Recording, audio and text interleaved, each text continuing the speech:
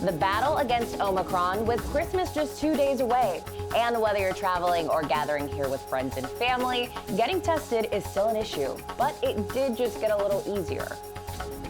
A little bit chilly and maybe some snow showers, but none of that for Christmas. Looks like warm and wet. And Santa comes early for a Suffolk County police officer nearly killed by a drunk driver. The father of 3 was placed in a medically induced coma for weeks and is still recovering. He got a surprise that will give you hope this holiday season. This is News 4 Now for Thursday, December 23rd. I'm Kay Ingram. The city gave away free at-home COVID test kits this morning to keep up with the high demand for testing. The kits are being distributed at one location in each borough.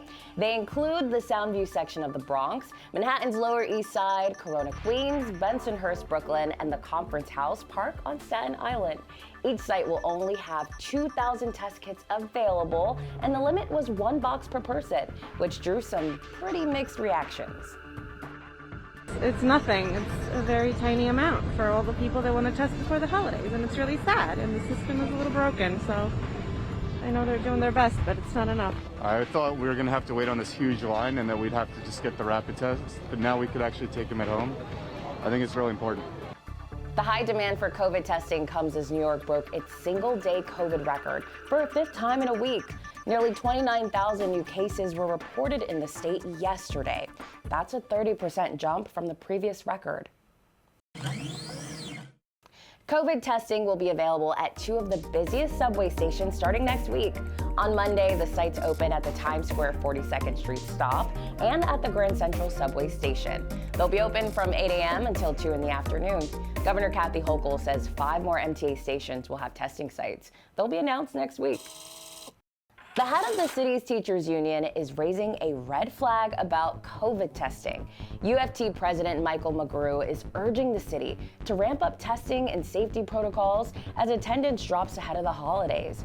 McGrew says nearly 180 schools have not been tested in 2 weeks. He also says teachers are reporting a backlog in the Situation Room that tracks cases. The whole system is broken.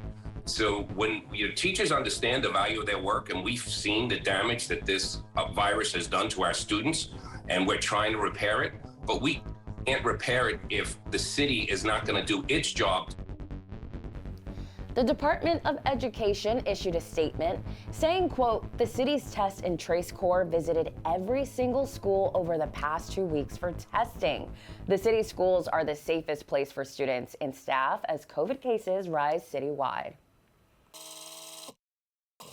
Hi, everybody. Time to take a look at your weather picture. Let's walk on over to the weather wall. Brisk conditions continue today. We'll see diminishing winds, but still enough wind speed at sustained winds 10 to 15 miles per hour out of the north and west that there'll be a little nip in the air, certainly, and our thermometer is only going to get to about 37 degrees. Snow showers tonight, enough to bring 1 to 3 inches of accumulation to the far north and west, and maybe even a coating in and around the city. No such luck for Christmas. Wetter and warmer weather coming in our direction. The thermometer approaching 50 degrees or in that neighborhood, and it looks like we could be soggy. Taking a look at tonight, you can see those snow showers moving on in and moving through during the overnight and early morning tomorrow. Tomorrow should be relatively calm, but then that rain pushes in for Christmas Day. It is going to be on the soggy side.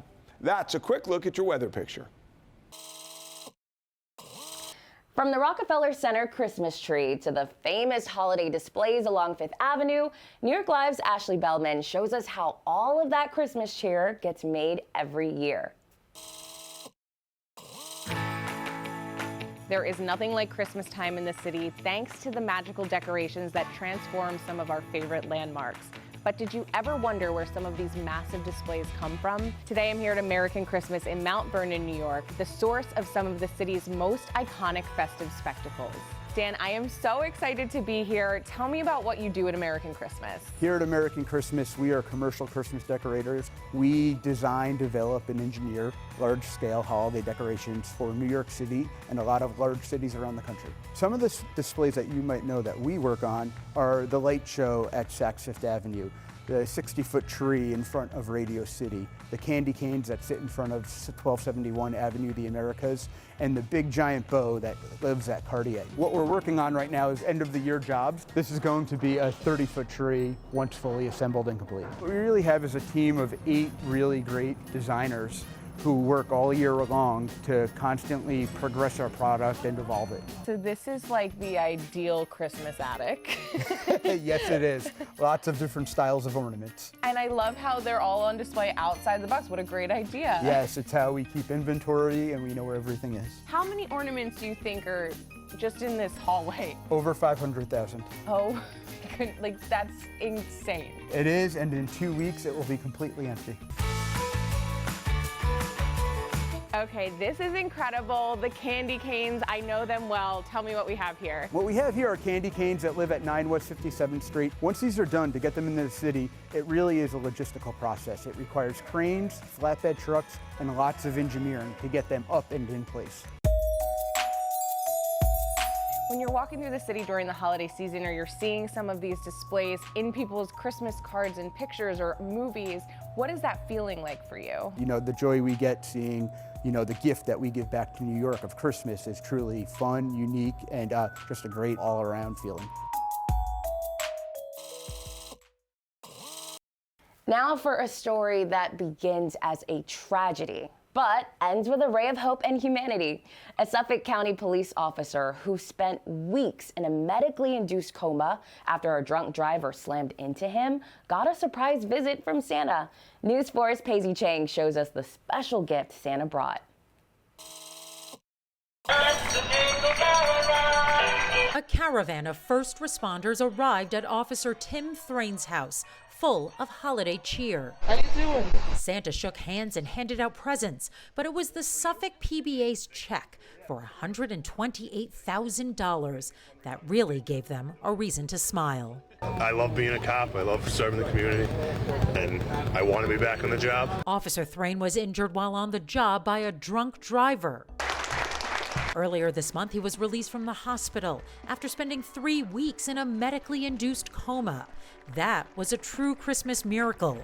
And now, another. And we are really just overwhelmed by people's generosity, in this time when, especially the Christmas time and holiday time, and now he can concentrate on healing and won't have to worry about his family and any financial issues. I'm okay. I still got some broken bones and some aches, but some trouble sleeping. But compared to 2 weeks ago, like I said, I couldn't walk at all. Now I'm home walking. I'm getting out, and that feels good to be home with the family. The PBA had a goal of raising $20,000. They were surprised by the generosity of donors, given the holiday season and pressures created by the pandemic. For Officer Thrain, it gives him more than one reason to be hopeful. Nowadays, there's a lot of anti-police sentiment. It's good to see the community is still behind us. Paisy Chang, News 4, New York. All right, friends, thanks for joining us. We'll see you back here tomorrow. Happy holidays.